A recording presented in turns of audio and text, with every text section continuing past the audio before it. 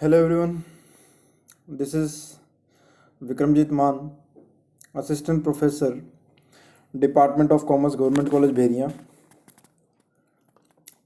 Welcome to this lecture on derivative trading, part 2. As discussed in the previous lectures about what is derivative and what are the derivative markets, its participants and derivative trading क्या होती है, इसके बारे में हमने कुछ बातें आपस में डिस्कस की थी। आइए सबसे पहले उन्हीं बातों को एक बार फिर से रिवाइज किया जाए। डेरिवेटिव ट्रेडिंग की बुनियादी जानकारी में हमने पढ़ा था कि डेरिवेटिव ट्रेडिंग को फ्यूचर ट्रेडिंग या फ्यूचर एंड ऑप्शन ट्रेडिंग भी कहा जाता है।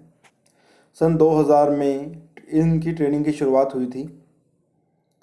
शेयरों की तरह इनका भी एक मार्केट होता है, या तो एक स्टॉक एक्सचेंज में कारोबार होता है, या यदि हम फॉरवर्ड्स या इनके अनस्टैंडर्डाइज्ड फॉर्म्स की बात करें तो उनका कारोबार ओटीसी मार्केट में किया जाता है। डेरिवेटिव मुख्यतः एक प्रकार की सुरक्षा है जिसका मूल्य अंतर्निहित परिसंपत्ति यानी अंडरलाइंग एसेट से प्राप्त होता है, जो कुछ भी हो सकती हैं, लाइक स्टॉक, बॉन्ड, कमोडिटी या मुद्रा भी हो सकती हैं। डेरिवेटिव्स की बात हमने की थी तो हमने पढ़ा था कोई भी ऐसी चीज़ जिसकी खुद की कोई वैल्यू ना हो और वो अपनी वैल्यू किसी और से डिराइव करती हो तो उसे हम डेरिवेटिव कहते हैं। डेरिवेटिव मार्केट दो प्रकार के होते हैं, एक्सचेंज यानी स्टॉक एक्सचेंज, और दूसरा ओटीसी मार्केट जो एक डीलर उन्मुख बाजार है, असंगठित बाजार है। यहाँ पर फ़ोन, ईमेल आदि के माध्यम से व्यापार होता है। डेरिवेटिव के प्रकार पढ़े थे, फॉरवर्ड्स और फ्यूचर्स के बीच में डिफरेंस पढ़ा था। डेरिवेटिव मार्केट के साझेदार हेजर्स, स्पेक्यूलेटर्स और आर्बिट्रेजेस पढ़े थे। हेजर्स वो व्यक्ति होते हैं जो अपना रिस्क कम करने के लिए डेरिवेटिव मार्केट में एंटर करते हैं। लाइक अगर एक किसान डेरिवेटिव मार्केट में एंटर कर रहा है तो उसका डर ये है कि कहीं उसकी खेती यानी उसकी फसल, उसका दाम कहीं गिर ना जाए, या किसी अनिश्चित या किसी अनएविटेबल इवेंट से, लाइक कोई डिज़ास्टर, कोई फ्लड, बारिश ज़्यादा हो गई, ओले ज़्यादा पड़ गए तो उनके कारण उनकी फसलों को नुकसान ना हो, इसीलिए वह एक भय के कारण डेरिवेटिव मार्केट में एंटर करता है और आज ही उस फसल के दाम को सुनिश्चित कर लेना चाहता है ताकि उसका नुकसान कम से कम हो। यहाँ वह एक हेजर के रूप में कार्य कर रहा है। वहीं यदि हम बात करें स्पेक्यूलेटर्स की, स्पेक्यूलेटर्स वो व्यक्ति होते हैं जिनको हम आमतौर पे सट्टेबाज भी कह देते हैं। इनका मुख्य काम होता है प्राइस वेरिएशंस का लाभ उठाना और अर्न करना। किसी का प्राइस बढ़ रहा है किसी सिक्योरिटी का तो ये उसे खरीदते हैं और महंगे में बेचने की अपेक्षा रखते हैं। ऐसे ही यदि किसी का प्राइस घट रहा है तो उस घटने की जो इवेंट है, प्राइस में जो गिराव आ रहा है उसका जो इवेंट है उसका फ़ायदा उठाने की कोशिश ये करते रहते हैं। इनका कोई लॉन्ग टर्म उद्देश्य नहीं होता, इनका एक ही उद्देश्य होता है, प्रॉफिट मोटिव। फिर आते हैं हमारे आर्बिट्रेजेस। आर्बिट्रेजेस वो व्यक्ति जो एक मार्केट से सस्ते में खरीद कर दूसरे मार्केट में महंगे में बेचने की गतिविधि में शामिल होते हैं। इनका भी मुख्य उद्देश्य प्रॉफिट कमाना ही होता है। जैसे इक्विटी मार्केट से सस्ते में खरीदा और डेट मार्केट में महंगे में उसको बेच दिया, या डेट मार्केट से सस्ते में खरीदा, इक्विटी मार्केट में उनको महंगे में बेच दिया। तो ये दो मार्केट्स के बीच में जो प्राइस डिफरेंस है, जो प्राइस वेरिएशन है, उसका फ़ायदा कमाते हैं। फिर हमने पढ़े थे डेरिवेटिव के लाभ क्या क्या हैं। पहला, हेजिंग। साधारणतः बात है कि यदि हम डेरिवेटिव मार्केट में आते हैं तो हम अपना रिस्क बहुत हद तक कम कर पाते हैं। फिर आता है हमारा लीवरेज। लीवरेज यानी कम लागत में सिर्फ प्रीमियम की पेमेंट करके हम जो है डेरिवेटिव से अनलिमिटेड प्रॉफिट भी कमा सकते हैं। आर्बिट्रेज, दो मार्केट्स में प्राइस डिफरेंस का फ़ायदा हम उठा सकते हैं। और अर्निंग, उन अंडरलाइंग एसेट्स की जो हमारे पास आइडल पड़े हैं, हम उनके ऊपर डेरिवेटिव फॉर्मेशन करके प्रॉफिट्स कमा सकते हैं। तो अर्निंग का एक बहुत अच्छा सोर्स है और इसीलिए डेरिवेटिव मार्केट में लोग एंटर करते हैं ताकि कम पैसे में ज़्यादा से ज़्यादा मुनाफा हम कमा सकें। आइए अब हम इस लेक्चर को थोड़ा सा और आगे ले जाते हैं। तो डेरिवेटिव मार्केट के दो प्रकार हमने पहले भी पढ़े थे, तब हमने सिर्फ नाम पढ़ा था। अब हम उनके बारे में जान लेते हैं। एक होता है कमोडिटी डेरिवेटिव मार्केट, दूसरा होता है financial derivative market. Commodity derivative markets में कमोडिटी डेरिवेटिव्स का कॉन्ट्रैक्ट किया जाता है या एक अरेंजमेंट है जहां पर कमोडिटी डेरिवेटिव्स का लेन देन किया जाता है। कमोडिटी डेरिवेटिव्स में अंडरलाइंग एसेट यानी अंतर्निहित परिसंपत्ति एक कमोडिटी होती है। It can be agriculture commodity like wheat, cotton etcetera, और it can be precious metal like gold, silver, etc.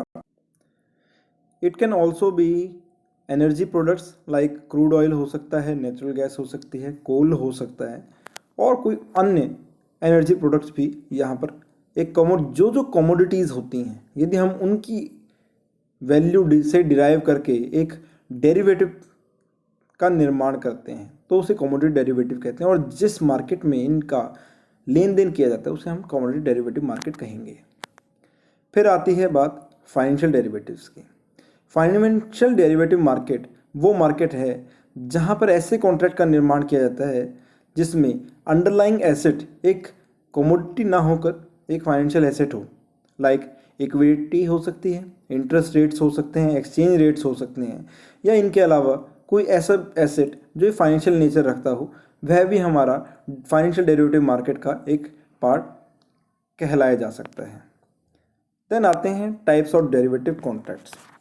Derivative मुख्यतः 4 प्रकार के पाए जाते हैं जो मोस्टली डील किए जाते हैं। वैसे तो हमारा डेरिवेटिव मार्केट इतना ज़्यादा विकसित नहीं हो पाया है एज़ कम्पेयर्ड, अगर हम बात करें विश्व की, तो इंडियन डेरिवेटिव मार्केट इतना नहीं डेवलप हो पाया है। पर मुख्यतः जिन डेरिवेटिव्स की आमतौर पर ट्रेडिंग की जाती है वह 4 प्रकार के पाए जाते हैं। पहला फॉरवर्ड्स, दूसरा फ्यूचर्स, तीसरा ऑप्शंस जिसमें 2 प्रकार और होते हैं, कॉल ऑप्शन और पुट ऑप्शन, इनके बारे में हम आगे जानेंगे। फिर आता है स्वैप्स। स्वैप्स 2 प्रकार के, इंटरेस्ट रेट स्वैप्स और करेंसी स्वैप्स। अगर हम बात करें फॉरवर्ड्स और फ्यूचर कॉन्ट्रैक्ट के बीच में डिफरेंस की,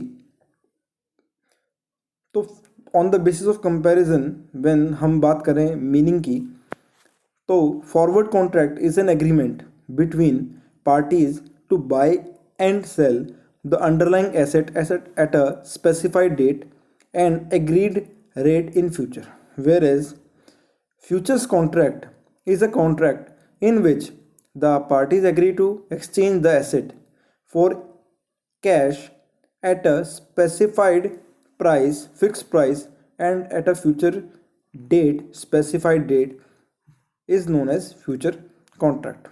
तो मुख्यतः हम देखें तो दोनों के दोनों मीनिंग की हम जहाँ तक बात करें तो एक ही प्रकार के कॉन्ट्रैक्ट्स हैं जहाँ पर 2 पार्टीज एक दूसरे से ये वादा करती हैं कि वह एक एसेट को या एक डेरिवेटिव को एक्सचेंज करेंगे एक स्पेसिफाइड डेट पर और एक निश्चित मूल्य पर जो वो पहले से ही डिसाइड कर लेते हैं। जहां फॉरवर्ड्स में हम बात करते हैं सेलिंग और बाइंग ऑफ अंडरलाइंग एसेट, वहीं हम फ्यूचर्स में बात करते हैं exchange of the asset for cash. यहाँ पर अंडरलाइंग एसेट को ना बेचकर कैश सेटलमेंट ज़्यादा की जाती है। Next basis is type of contract. Forward contracts are customized contracts. Customize in the sense कि यहाँ पर जो पार्टीज़ हैं वह आपस में ही अपने टर्म्स एंड कंडीशंस को निर्माण कर सकती हैं, उनको फॉलो भी कर सकती हैं। Whereas future contracts are standardize contracts. इनकी टर्म्स एंड कंडीशंस पहले से ही डिसाइड कर दी गई है और सेबी और अन्य संस्थाओं द्वारा एक निगरानी रखी जाती है कि इनकी टर्म्स एंड कंडीशंस कभी भी ब्रेक ना हो। Third point is traded on. Forward contracts are traded over the counter. यहाँ पर कोई सेकेंडरी मार्केट नहीं होता या कहीं स्टॉक एक्सचेंज नहीं है और कोई ऑर्गेनाइज्ड एक्सचेंज नहीं है जिसके ऊपर इनकी डीलिंग की जाए। इनकी डीलिंग ओवर द काउंटर की जाती है, जो एक डीलर उन्मुख बाजार होता है, जैसे हमने पहले भी पढ़ा था।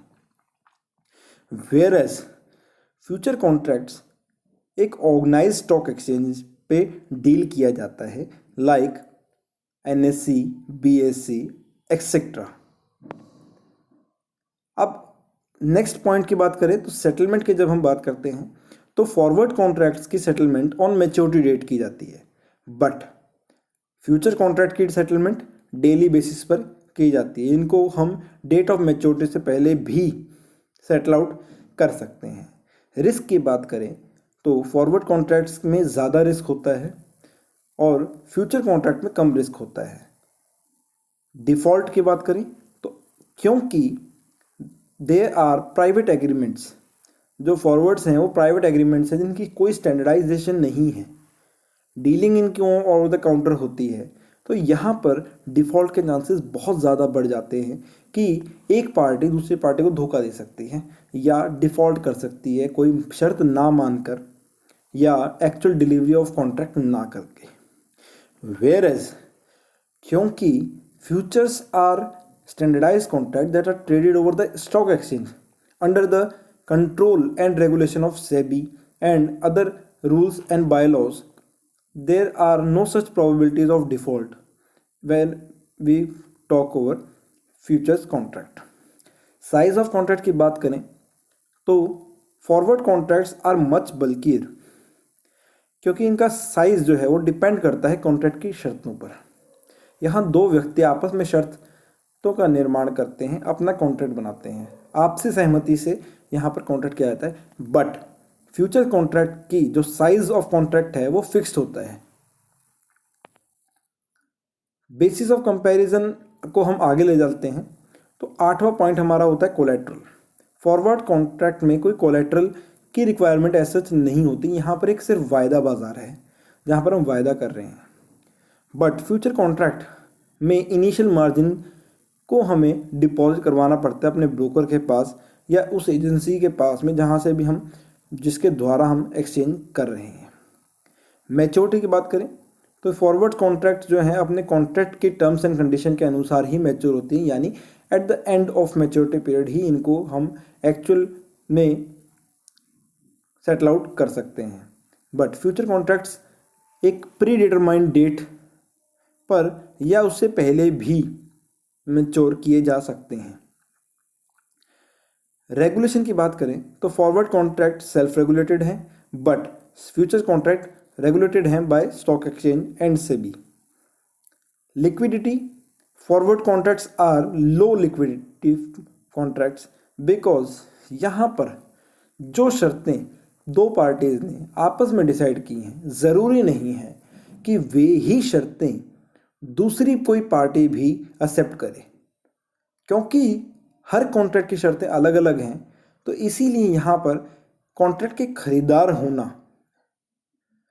थोड़ा कम होता है, यानी लिक्विडिटी या तरलता जिसको हम कहते हैं वो कम पाई जाती है। बट फ्यूचर कॉन्ट्रैक्ट क्योंकि हमारे एक स्टैंडर्डाइज टर्म्स एंड कंडीशंस के आधार पर बनाए गए हैं, यहाँ पर हर चीज़ फिक्स्ड है, मोर ओवर ये रेगुलेटेड भी हैं।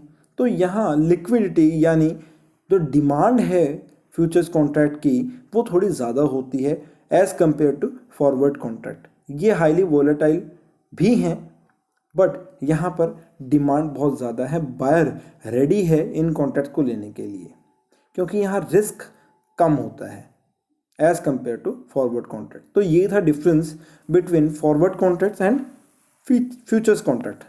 अब हम बात करते हैं ऑप्शंस की। हमने दोस्तों ये पढ़ा कि फॉरवर्ड कॉन्ट्रैक्ट एक वायदा है, किसी भी कॉन्ट्रैक्ट को हम जब फ्यूचर डेट पे ले जाते हैं उसकी सेटलमेंट एक फ्यूचर डेट पे करते हैं तो उसको हम फॉरवर्ड्स कहते हैं। और फॉरवर्ड कॉन्ट्रैक्ट को यदि हम स्टैंडर्डाइज कर दें, एक स्टॉक एक्सचेंज पर डीलिंग हो उसकी, तो हम उसको फ्यूचर कॉन्ट्रैक्ट कहते हैं, जहाँ पर हमारा रिस्क जो है वो कम हो जाता है।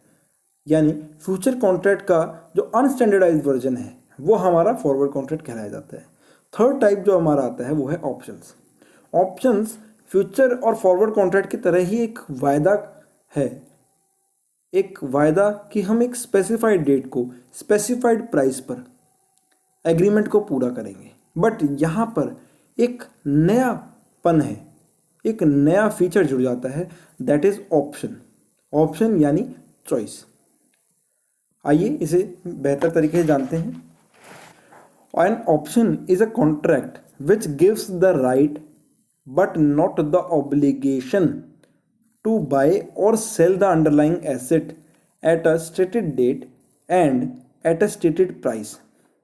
While a buyer of an option pays the premium and buys the right to exercise his option, the writer of the option is the one who receives the option premium and therefore he is obliged to sell or buy the asset if buyer exercise it on him. यानी option एक ऐसा contract है जो एक अधिकार देता है but कोई दायित्व नहीं, टू बाय और सेल अंडरलाइंग एसेट, अंतर्निहित परिसंपत्ति को खरीदने का अधिकार यहाँ हमें मिलता है, बट कोई ऑब्लिगेशन नहीं होती कि हमें उसको खरीदना ही है या बेचना ही है, at a stated price and a stated date. यहाँ पर बायर ऑफ ऑप्शन को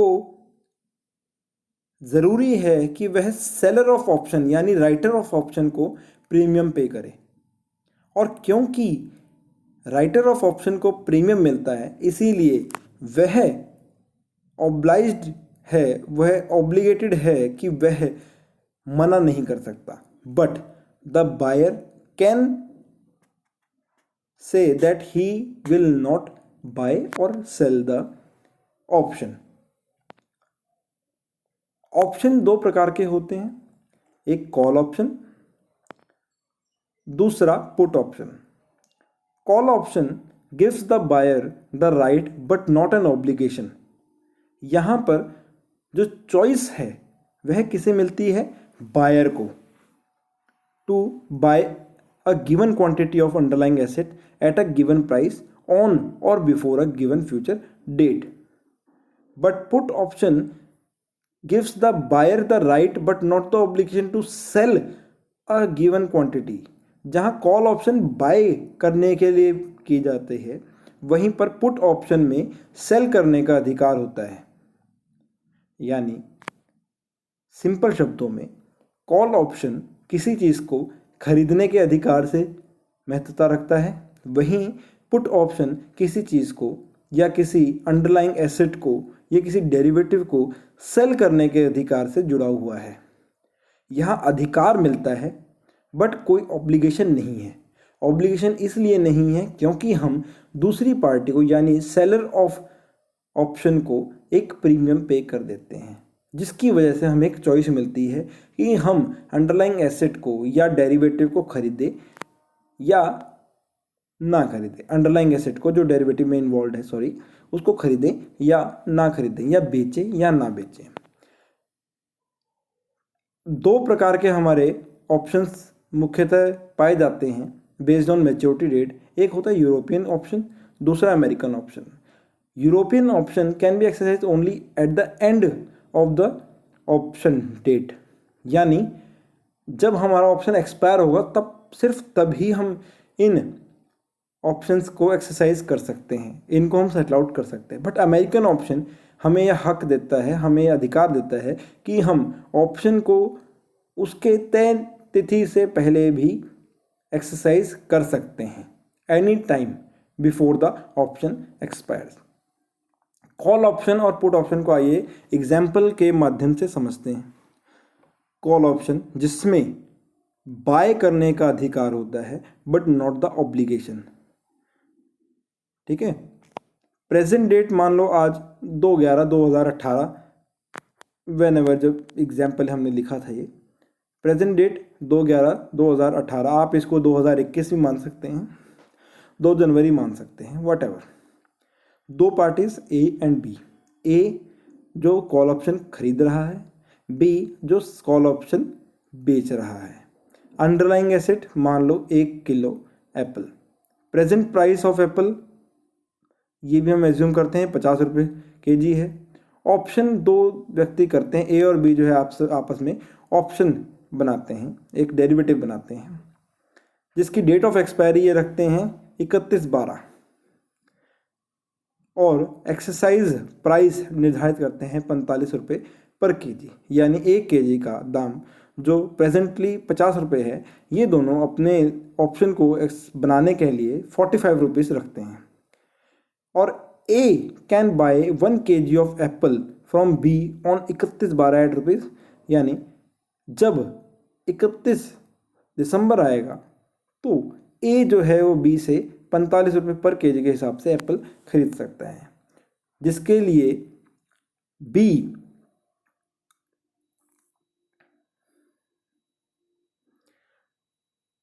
जिसके लिए ऑप्शन प्रीमियम जो है वो 2 दिया जाता है।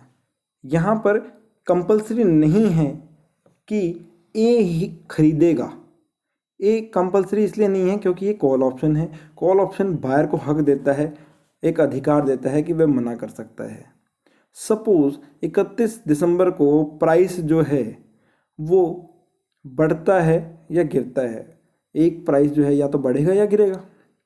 If the price of apple in the market is 40 rupees KG, 31/12 को 40 रुपये प्रति केजी माल जो प्राइस है एप्पल का वो गिर जाता है। क्या ए अब बी से 45 रुपये पर केजी पर वो एप्पल खरीदेगा? The answer is no. और क्योंकि उसे मार्केट में वह एप्पल 40 रुपये मिल रहा है, जबकि यहाँ पर उसे 5 रुपये महंगा खरीदना पड़ेगा बी से, तो यहाँ बेनिफिट ए का कोई भी नहीं, क्योंकि उसने 2 रुपये बल्कि प्रीमियम दिया है।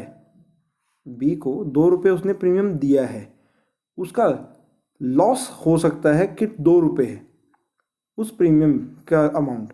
बट वहीं जब वो मार्केट में उन्हीं एप्पल्स को 40 रुपये प्रति केजी खरीद रहा है, तब उसका जो लॉस एनुअल अगर हम देखें, टोटल एलटी में लॉस देखें, तो उसने अपने 5 रुपये बचाए, जिसमें 2 रुपये जो है उसने प्रीमियम के रूप में दे दिए, यानी 3 रुपये जो है बचाने में सक्षम रहा। बेनिफिट बी का 2 रुपये है जो भी उसे प्रीमियम मिला। यहीं यदि price of apple in the market increases to 55 rupees KG, A जो है अब 45 रुपीज़ पर केजी के हिसाब से बी से एप्पल खरीदेगा। और यहाँ पर बेनिफिट ए ने कितना कमाया? 10। और नेट बेनिफिट यदि हम देखें 10 - 2 दैट इज जो प्रीमियम हमने पे कर दिया था उसको यदि हम माइनस कर दें तो 8 रुपये जो है ए लाभ कमाने में सक्षम होता है, कामयाब हो जाता है। तो this was call option. Then अब आता है हमारा पुट ऑप्शन। पुट ऑप्शन में अगर हम सेम फॉर्मेट में चलें, बट यहाँ पर एक चीज़ आपने दिमाग में रखनी है कि पुट ऑप्शन बेचने या ना बेचने का एक अधिकार देता है। मान लो ए यहाँ पर बाय करता है ऑप्शन को, बी सेल कर रहा है ऑप्शन को। Underlying asset 1 kg apple, present price 50 rupees, option contract terms वही 31/12 date of expiry, exercise price 45 पर केजी। यहाँ ए को अधिकार मिल रहा है कि वह 1 kg ऑफ एप्पल बेचेगा बी को, और क्योंकि उसको अधिकार मिला है तो वो ऑप्शन देगा बी को 2 रुपये। सपोज ऑन 31 दिसंबर प्राइस 40 रुपये हो जाता है और दूसरी तरफ 55 रुपये हो जाता है।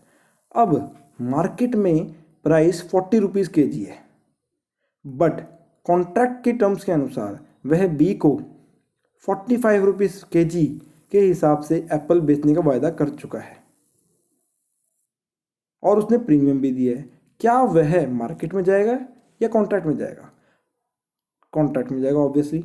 तो यहाँ बेनिफिट जो ए का है वह होगा 45 जो उसने बेचा है माइनस 40 रुपीज़ जो मार्केट में प्राइस है। 5 रुपये उसने कमाए और 5 रुपये में से क्योंकि 2 रुपये का प्रीमियम उसने पेमेंट कर दी तो उसके एक्चुअल जो प्रॉफिट हुआ, एक्चुअल जो बेनिफिट हुआ वो हुआ 3 रुपये।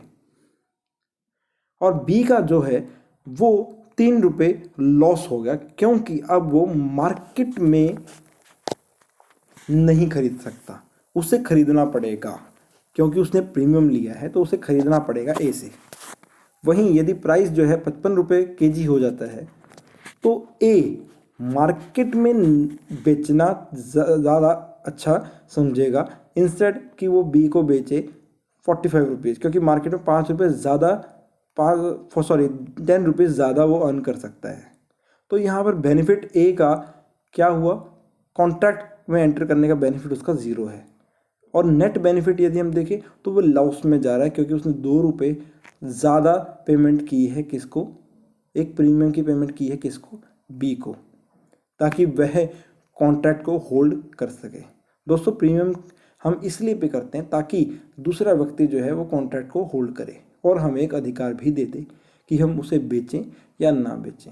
यह हमारे ऊपर है कि हम एक्चुअल मार्केट कंडीशन के देखकर हम कॉन्ट्रैक्ट में जाते हैं या कॉन्ट्रैक्ट के बाहर जाते हैं। यदि हमें प्रॉफिट कॉन्ट्रैक्ट में मन नज़र आ रहा है तो हम उसे बोलेंगे इन द मनी। यदि हमें लगता है कि फ़ायदा बाहर जाकर है, यानी कॉन्ट्रैक्ट को ना कर कर है, सेटल ना कर कर है, तो हम बोलेंगे आउट ऑफ मनी बोलेंगे हम उसको। That was all for this lecture. यदि आपको इस लेक्चर के बारे में कोई भी डाउट हो तो आप कमेंट बॉक्स में लिख सकते हैं। Thank you.